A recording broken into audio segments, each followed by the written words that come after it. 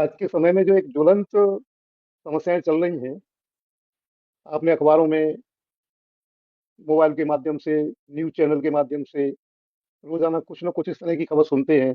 और सामाजिक तौर पर भी सुनते हैं कि आज उनके वो यंग 25 साल का, 30 साल का, 40 साल का बेटा बेटी बहू एकदम अचानक अटैक हुआ और कुछ भी नहीं कर पाए, और जो है वो उनका देह परिवर्तन हो गया, यानी मृत्यु हो गई। इस समस्या के ऊपर हम थोड़ी सी चर्चा करना चाहते हैं, ऐसा होता क्यों। तो वास्तव में यदि इस कारण को देखा जाए, तो ऐसा ये हार्ट अटैक या जो भी कहें अपन इसको, हार्ट अटैक के अलावा कोई भी नाम दें, अब वो क्या है कि फिर वो रिपोर्ट होती है, पोस्टमार्टम होता है, तो मालूम पड़ता नहीं साहब ये था नहीं ये था। तो सारी बातों को अपन छोड़ दें, तो इसका एक ही कारण है कि हमारा भोजन और रहन सहन। मुख्य ज्वलंत दो ही बातें हैं। एक तो आजकल भोजन के बारे में कोई नियंत्रण नहीं है, और रहन सहन भी एकदम आधुनिक हो रहा है। अब आप एक प्रश्न कर सकते हो कि भाई, हमने, यूरोप के लोग भी तो हैं, यूरोप के भी हैं लोग, वहां भी इस तरह की समस्या क्यों नहीं है। वहां भी है समस्या ऐसी, लेकिन वहां उनके रहन सहन को हम पूरा नहीं अपना पाए। हम उनके खान पीन को पूरी तरह से एक्सेप्ट नहीं कर पाए। फिर यूरोप में सबसे बड़ी बात है कि वहां पर यदि एक भी मिलावट का प्रकरण पकड़ा जाए, तो उसमें करोड़ों डॉलर, करोड़ों पाउंड का जो है उस कंपनी के ऊपर जुर्माना हो जाता है। हमने नकल तो की, कानून भी बनाए, लेकिन उनका फॉलो अप इस हिंदुस्तान में नहीं होता। आप, मैं देख रहा हूँ आज, खासकर ये दूध अल्ट्रेशन है, दूध की बातें हैं।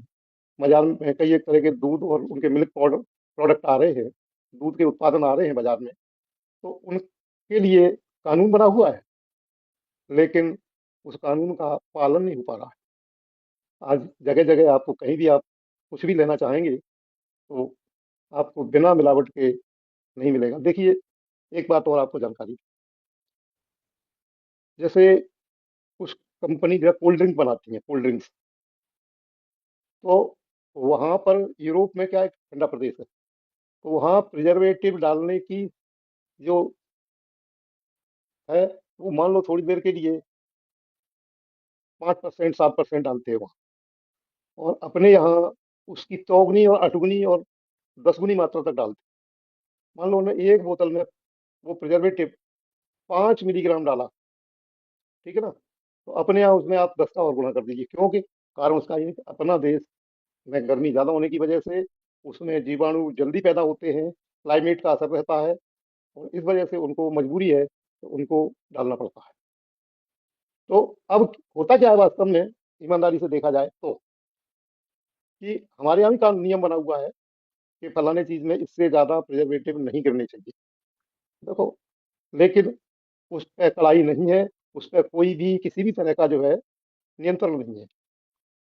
जो मर्जी है सो कर दो, क्योंकि उस सरकार, या तो क्या कहें, वोटों के चक्कर में हो या कोई भी चक्कर हो, उससे हमें लेना देना नहीं, राजनीति से हमें कुछ नहीं करना है, लेकिन वो उस पर नियंत्रण नहीं हो पा रहा है।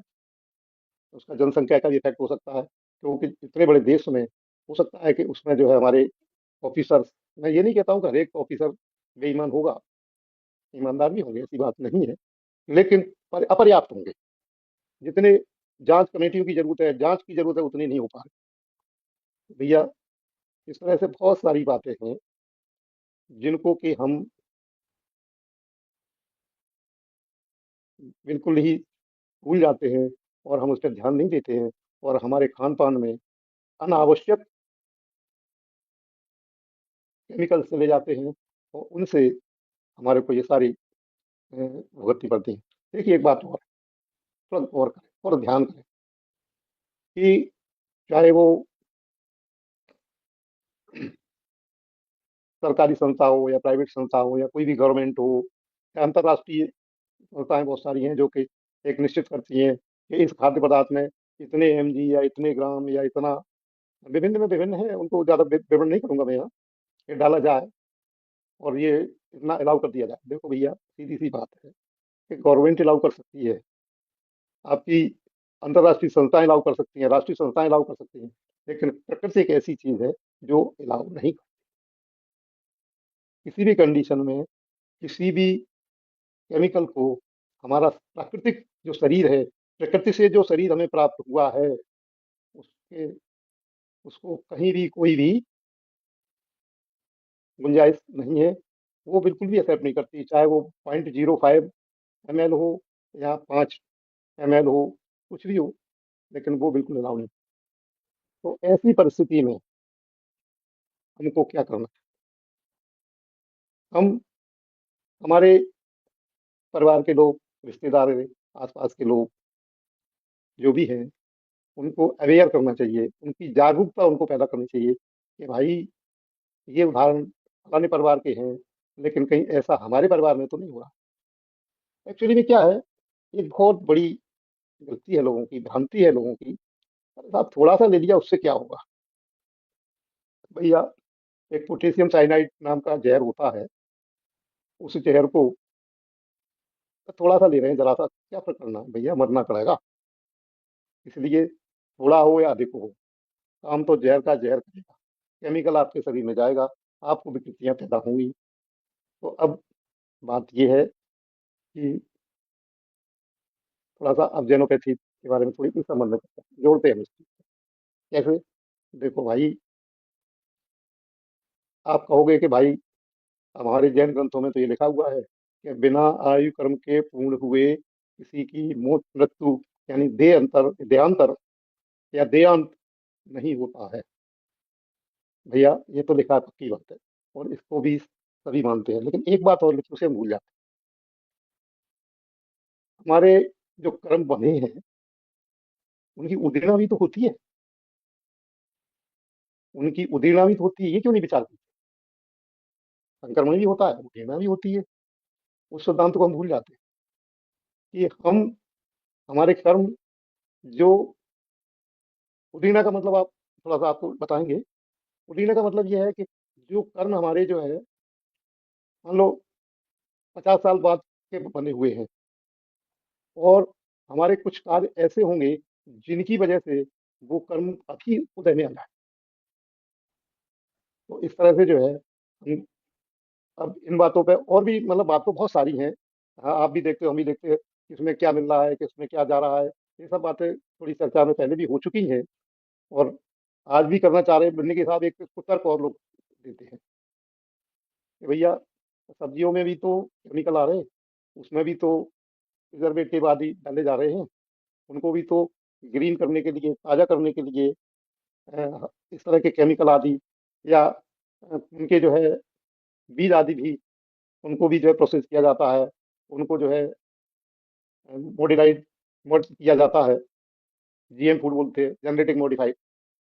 तो उनको भी तो है, लेकिन उसमें भी हमारी भी बहुत बड़ी भ्रम है, बहुत बड़ी गलती है, क्योंकि हम क्या चाहते हैं कि हमें देखने में अच्छा लगे।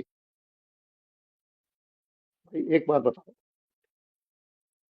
खारक यानी छुआरा आता है, मैं बता चुका हूँ आपको, लेकिन यहाँ उदाहरण के लिए ले, वो थोड़ा सा रंग उसका गहरा लाल या कत्थई रंग बोलते वो होता है, ठीक है, लेकिन अच्छा, उसमें उसका स्वाद भी थोड़ा सा मिठास के साथ में थोड़ा कसैलापन होता है, जो ओरिजिनल खाते हैं उनको मालूम होगा, खाते होंगे।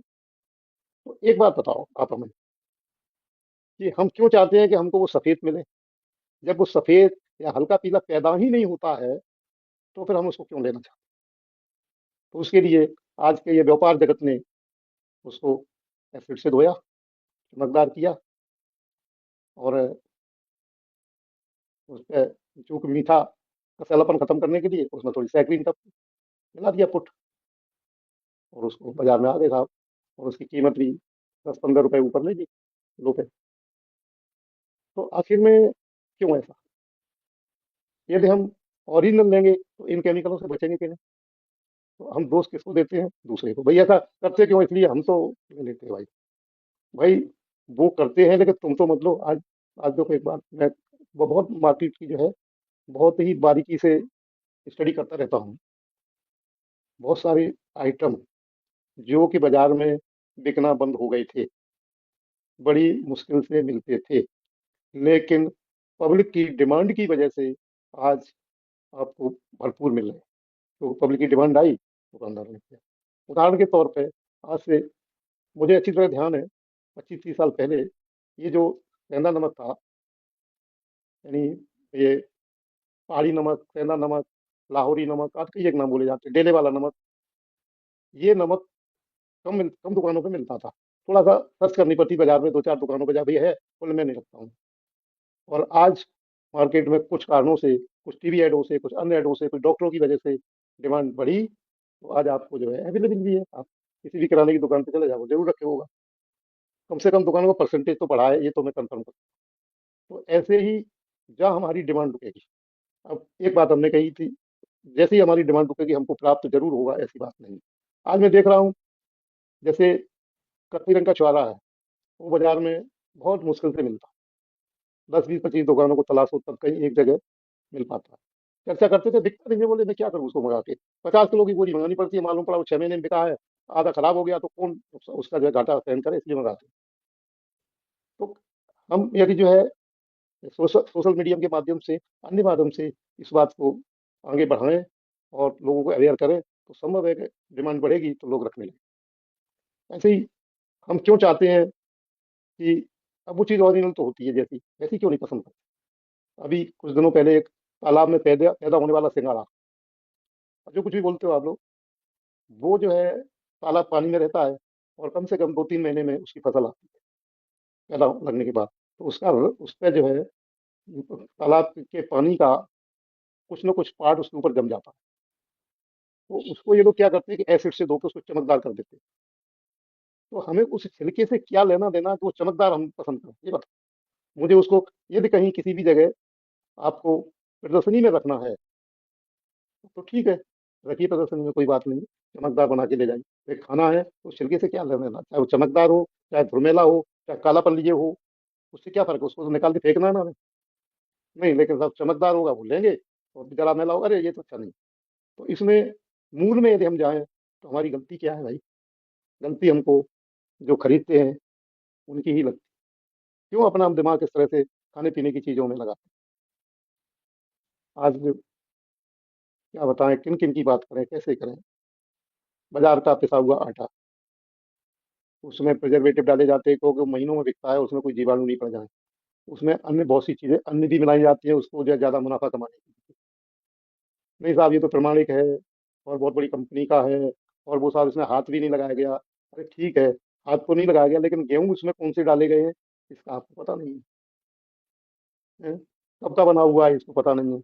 हमारे रतनखंड श्राद्धाचार में तो 7 दिन, 5 दिन और 3 दिन की मर्यादा है।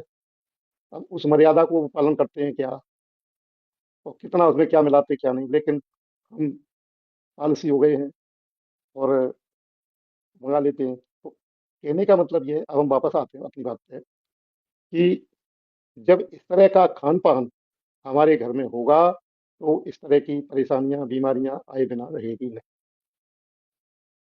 उसके लिए सरकार ने, समाज ने, संस्थाओं ने एक बहुत बड़ा उद्योग खड़ा कर दिया है, जिसको कहते हैं मेडिकल साइंस। अब आप कौन ही साहब, सबको तो लाभ होता है। तो उस दिन मैंने क्लास में बोला था, जिनकी बुरी होनहार है उनको अत्तारों की दवाई से लाभ होता है। उसको पढ़ लेना, रतन साधकाचार के 146 नंबर पेज पर। ये विचार करो। हमारा कहने का मतलब यह है कि आप लोग सभी तरह से, जहां तक आप संभव हो सके, गलत खान पान को, आज मैं देख रहा हूँ प्राकृतिक चिकित्सा की क्लास कर रहे हैं, पढ़ रहे हैं प्राकृतिक चिकित्सा के बारे में, और डिप्लोमा भी कर रहे हैं, 1 साल हो चुकी, 2 साल हो चुकी, और जरा सी तकलीफ होती है तो डॉक्टरों के पास पहुंच जाते हैं, उन्होंने कहा ऑपरेशन करा लो, उन्होंने ऑपरेशन करा दिया। परेशान होते हैं, अवक्स दवाइयों से सेवन करते हैं, और उसके बाद जो है उनको याद क्यों नहीं आती कि हम पहले प्राकृतिक चिकित्सक से परामर्श ले लें, उसके बाद यदि वो मना करता है तो फिर हम उधर जाएं। ऐसा नहीं होता है। मैं देखता हूँ कि मेरे पास जितने भी केसेस आते हैं, 99% केसेस जो आते हैं प्राकृतिक इलाज के लिए, रोगियों के जो आते हैं, वो पहले सभी भटके हुए आते हैं।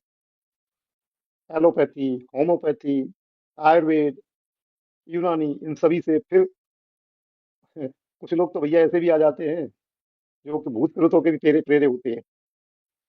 मतलब वो यही समझते हैं कि हमें फलाने भूत ने, फलाने प्रेत ने आज बीमारी खड़ी कर दी है, आदि आदि। तो मैं कहने का मतलब ये है कि हम क्यों नहीं अपने प्राकृतिक शरीर को प्राकृतिक बनाए हैं, उसको क्यों हम जो है उल्टा सीधा भोजन दें।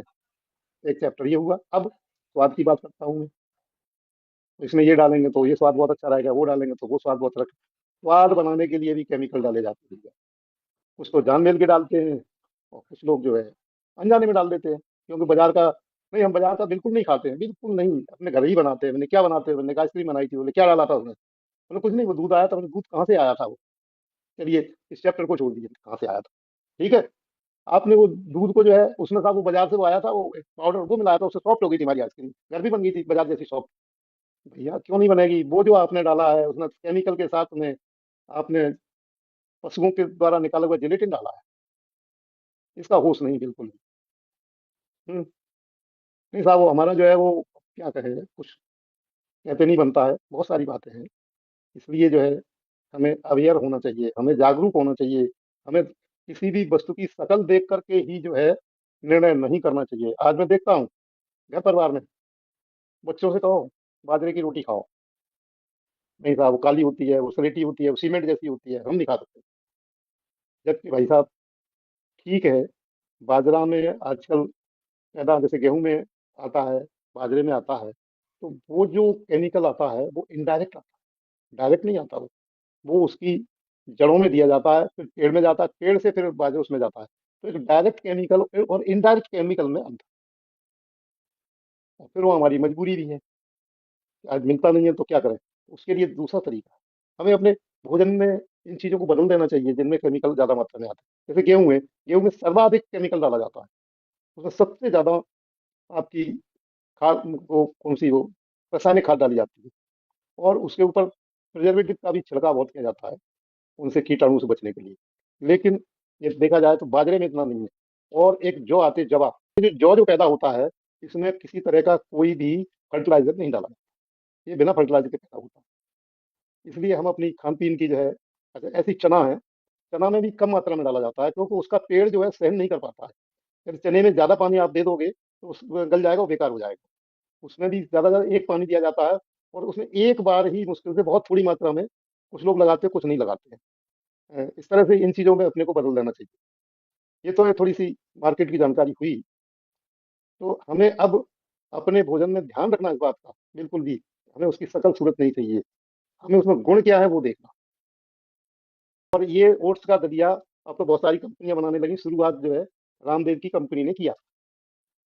लेकिन वो जो आज की तारीख में उस जौ की कीमत मार्केट में 25 रुपए किलो से लेकर 30 रुपए किलो तक, और वो दलिया आपको 200 रुपए किलो में बेचते हैं। और हम अपनी पीठ थपथपाते हैं कि वो हम रामदेव के दलिया को खाते हैं। बड़ा हमें तो आश्चर्य होता है लोगों के ऊपर, वो क्या कहें अब, जो भी है। एक लोगों बहुत तरीके बहुत सिंपल हैं, आप सीखना चाहो इजीली सीख सकते हो। जो बाजार से ले आओ, धो के सुखा लो और मिक्सी में डालो, 2 मिनट में दलिया तैयार। उसका ज्यादा टाइम नहीं लगेगा, 2 मिनट भी नहीं लगेंगे, आधे मिनट आप मिक्सी को चला दोगे तो दलिया तैयार हो जाएगा, छान छूट के दलिया बना लोगे। क्या फर्क पड़ता है उसमें। लेकिन नहीं, हम तो पैकेट में आएगा, प्रिजर्वेटिव उसमें भी पड़े होंगे थोड़े बहुत, क्योंकि नहीं तो खराब हो जाए, कीड़े पड़ जाएंगे उसमें। ताजी खाना पसंद नहीं करते। तो जो लोग ये कहते हैं कि मैं बाजार का नहीं खाता हूँ, ये बाजार से कोई भी रेडीमेड ही सामान आप लेके आते हैं, तो गारंटी से आप बाजार का खा रहे हैं, इसमें दो राय नहीं।